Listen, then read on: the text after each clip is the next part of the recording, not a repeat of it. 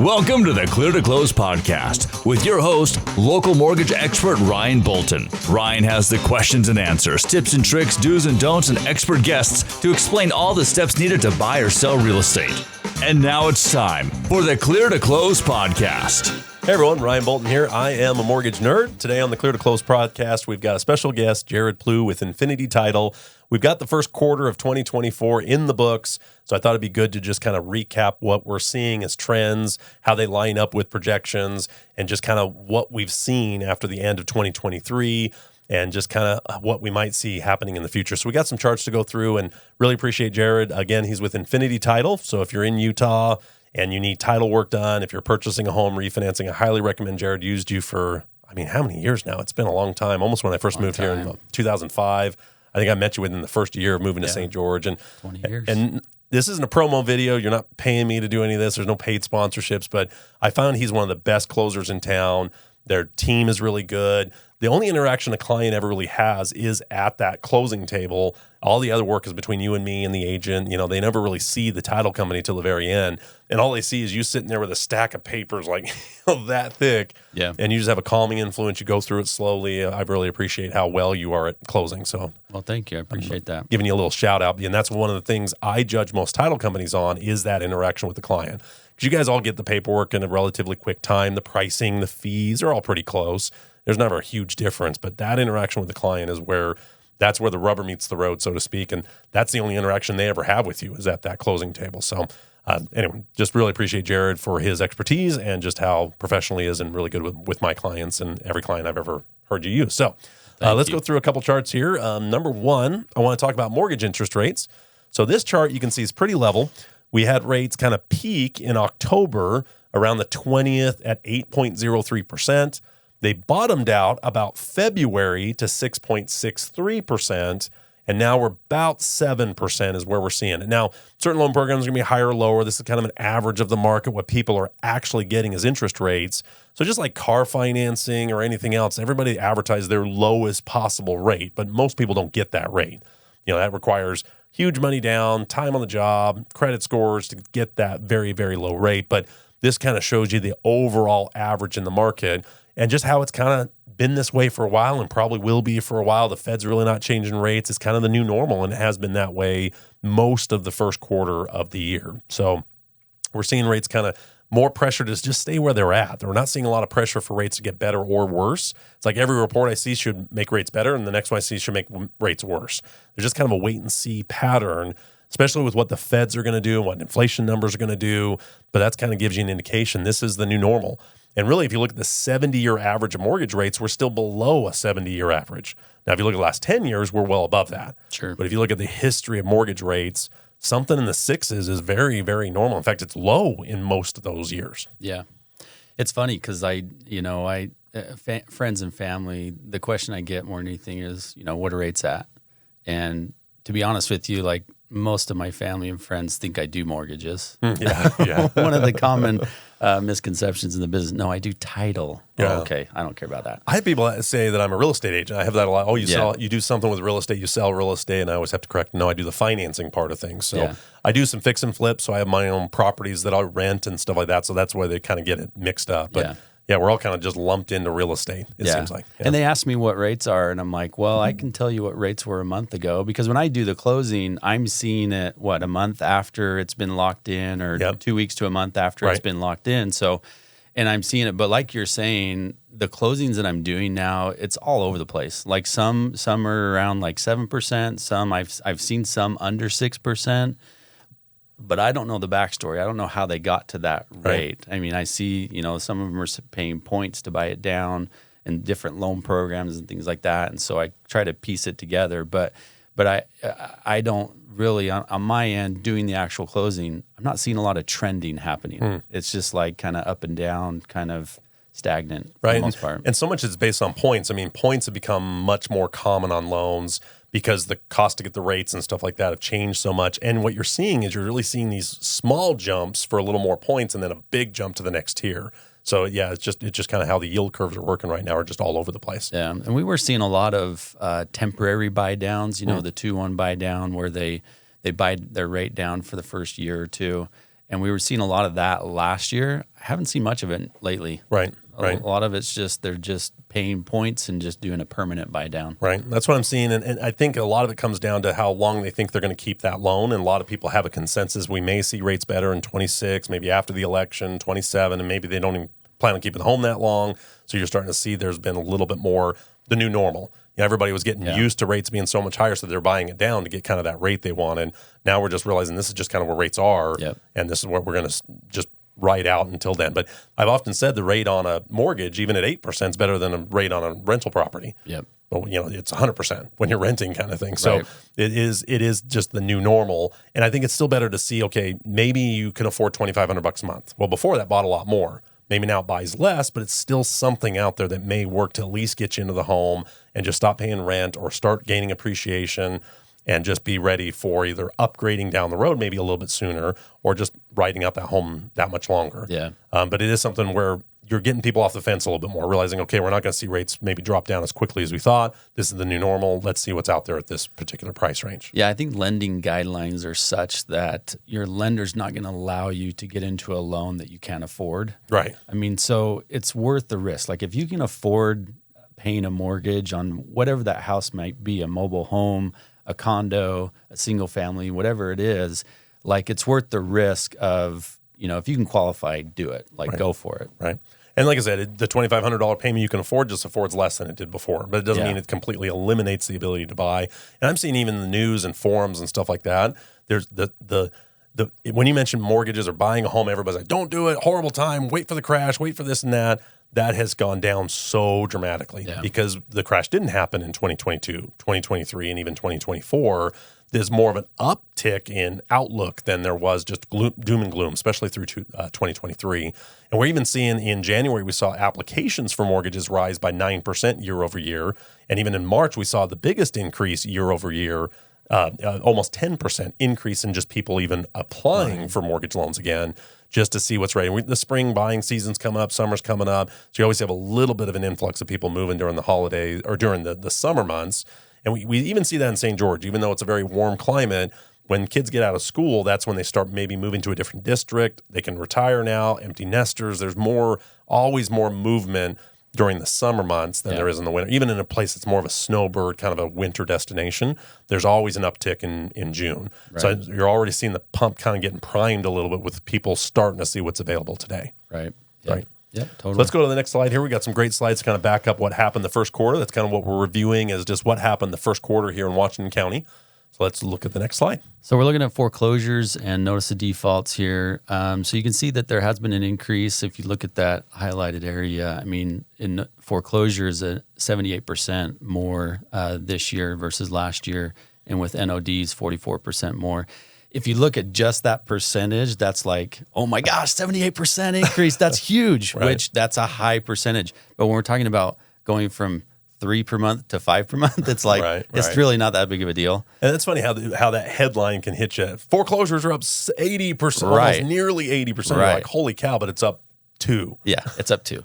So it's like, don't panic, calm down, everything's fine. And it's been historically low for like 5 years now. Our foreclosures have been crazy low. So honestly, an uptick in that is actually good news for the market. It's good. Right. Yeah, a healthy market, you want to see some foreclosures happening. That means you're in a healthy market where you're not completely inflated, you're not headed for a bubble. Like there should be, just in the natural flow of things, there should be foreclosures happening basically constantly. Right. And there's always reason for foreclosures. It's not just bad lending practices or a crisis like we had in 08 that foreclosure became really a bad word. It's a natural part of the mortgage lending because people lose their job, people pass away. Even foreclosures on reverse mortgages get NODs actually filed, even though they're still working on selling the property or they're doing something with the property. And sometimes you'll have lenders that'll file that NOD right as you're 30 days late, but they're really not going to go through the full foreclosure process. So they've at least got to initiate those waiting periods. So that's where you'll see in the graphs too that notice the defaults are kind of up here, but the actual foreclosures are down here somewhere. Because between those two time frames, the property gets sold, refinanced, something happens where it doesn't go full into foreclosure. Right. Like I don't remember the last time a house went all the way to the courtyard steps and actually sold through that means, because there's usually equity, there's sellers and buyers ready to pick up that home before it gets that far. Yeah, the biggest thing that prevents foreclosures from happening is appreciation. Right. Because most of the loans that are getting foreclosed on are recent loans, because your home shouldn't be, from 1 year to the next, your home shouldn't be going up that much in value. And every time you sell a property, you have transaction costs, you have real estate commissions, you have closing fees. And so when your home's only appreciating by 2%, 4%, it's not enough appreciation to cover the cost of doing that transaction. Right. And so you don't really have equity in that home. And so and then you lose your job, suddenly, unexpected, or whatever the case may be. It's like, well, I'm not going to go through selling this. I'm just going to let it go to foreclosure. So, especially by the time you pay the commissions, the title fees, the things that are involved, and if you put very little down to begin with, you're basically 100% finance. You have to bring 10 grand to the table. Most people in that situation just say, never mind, let it go, and the bank just takes over. Yeah. But when homes are appreciating at 15, 20, 30% a year, it's like, why would anybody ever foreclose? Right. If you can't make the payment, just sell the house. Right. Take the money. So, and in most cases, too, people were more willing to work with their lender and not just walk away, not only because of the appreciation, but replacing the cost of that house. The monthly payment, even if they were struggling, would still be able to afford the $2,500 because they can't replace it with renting or buying another house. They're better off just to find a way to save that house. So, and that's what we've seen mostly in real estate.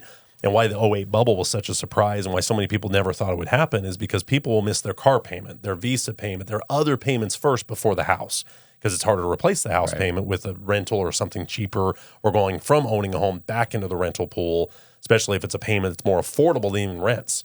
You got people that have a $1,500 mortgage payment. They can't even replace that. So they're going to do a lot more work to keep at least the house payment current. Right. So that's why you also see foreclosures just went to almost nothing. They almost went to debt zero. Yeah. So it's interesting to see that it has upticked a little bit, but that's actually an indication of a stabilizing market, not one that's scary in the sense. Now, if it goes up 5,000% or something crazy, we go from none to 500, wow, there's something really happened there.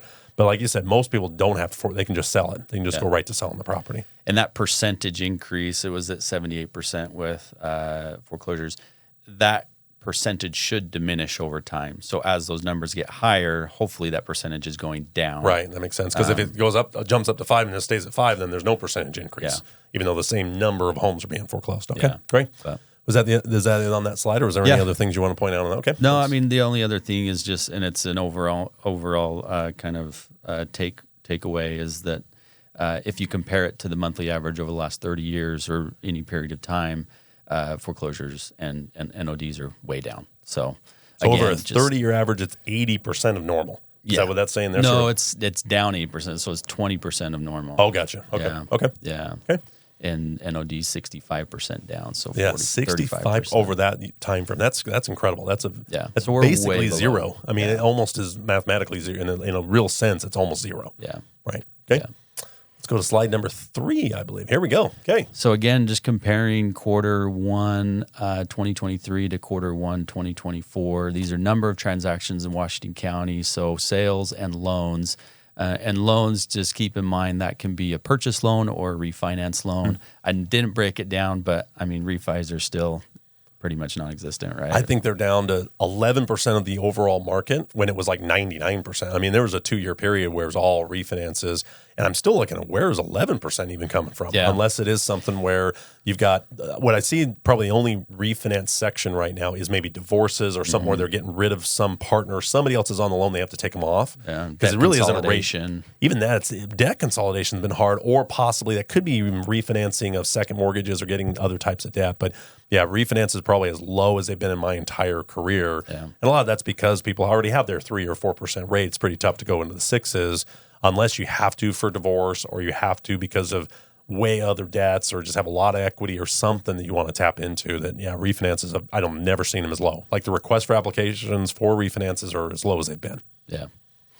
So if you compared, the last couple of years, it's 7% increase on sales, and then I think it was 4% increase on loans.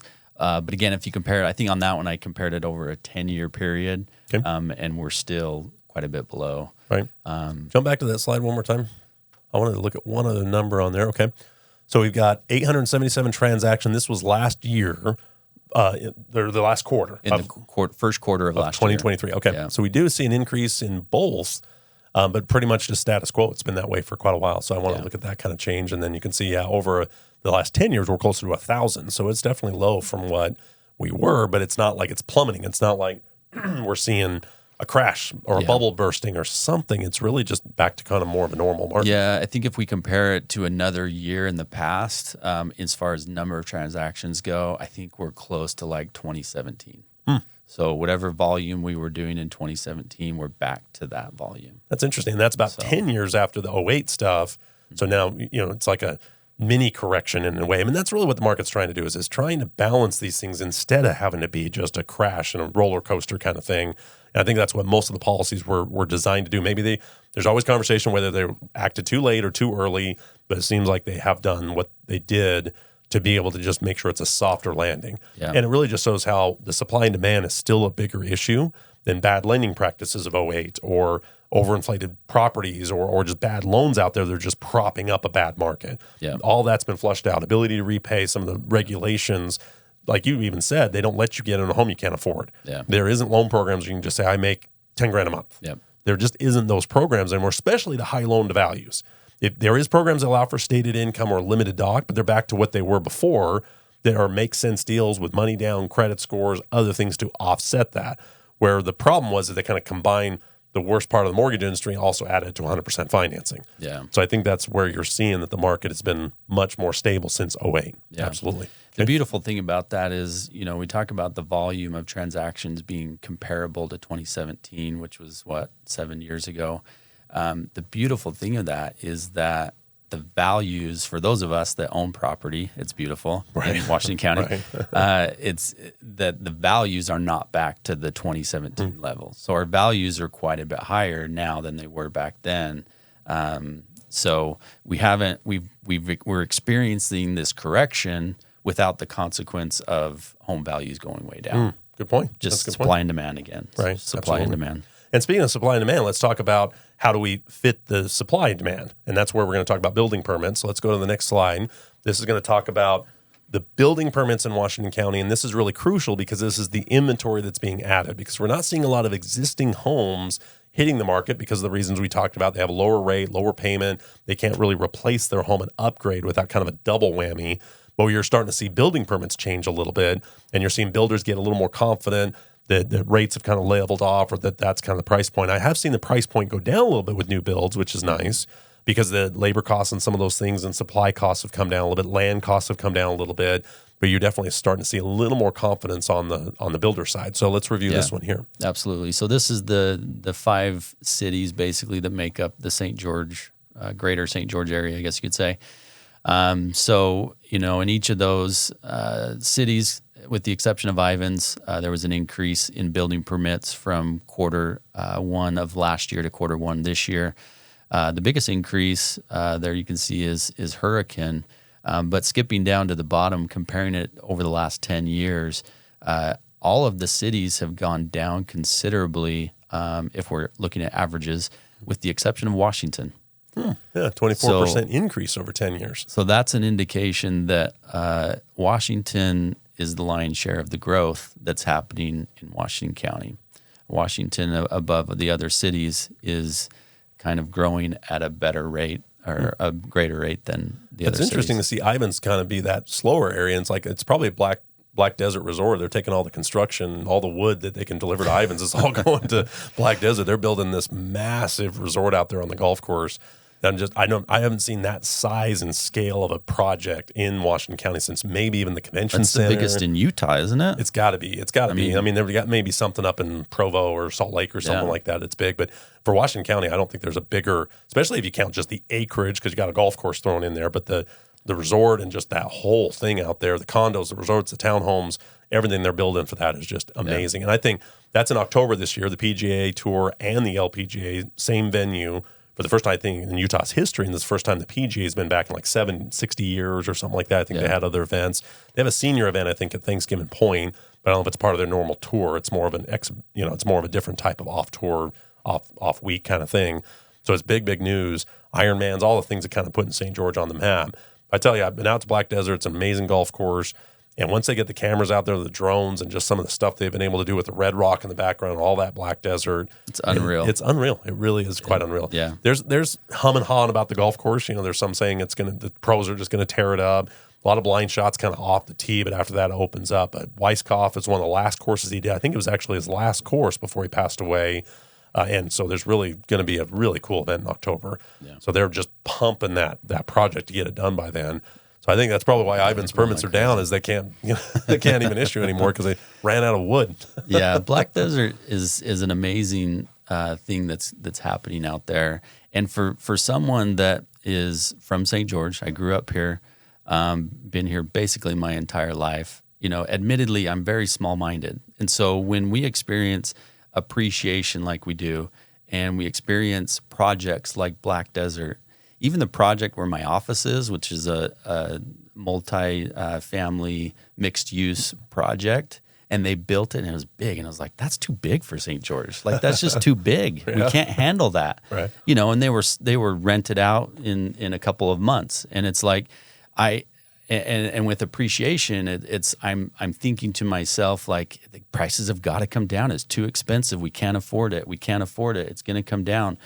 But things like Black Desert happen, and then the big name that's floating around now is Kevin Costner is doing a studio here. Mm-hmm. And there's just these things that are happening in Washington County and in our area that you're like, that's just the new reality of where we live. Like, it's going to keep growing, and prices, they're going to ebb and flow a little bit. There'll be dips, but they're not going to crash. We're not going to see values back to what they were in 2011, 2012. It's just not going to happen. And I think St. George has gotten so discovered. You got the Phoenix, Palm Springs, you got some of these areas that people have found that have the temperate climate that, get rid of the humidity. They're just really a desirable place. And that's a testament to the pioneers and the people that came before us, how they set up just a wonderful area.